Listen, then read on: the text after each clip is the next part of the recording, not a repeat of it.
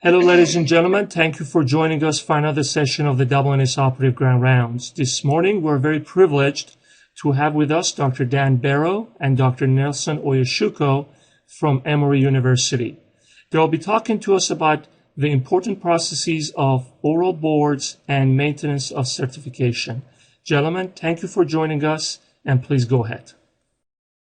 What I'd like to do now is move on to one of the changes that have occurred in the board certification process over the past several years, and that is the development of the program for maintenance of certification.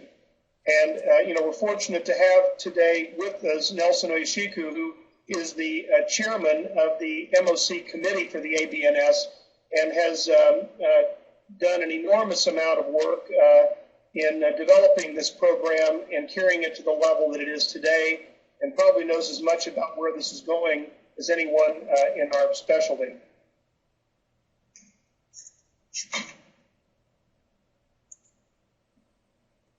Thank you, Dan.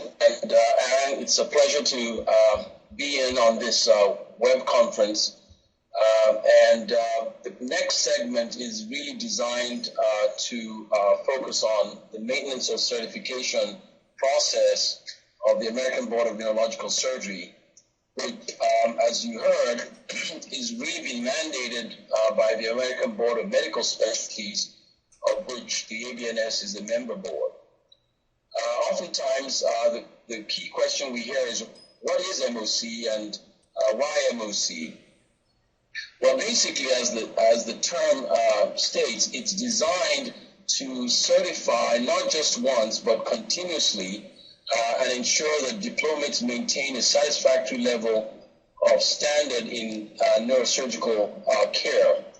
And therefore, this process doesn't stop at initial certification, but goes on throughout the professional career and practice of the diplomates.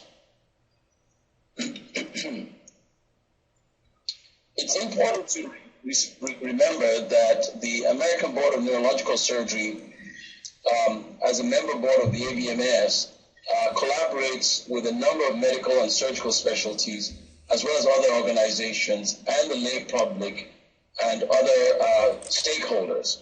And therefore, the development of ABMS MOC is not only by the ABNS, but as a result of all these interactions, involves the contributions of a number of other organizations.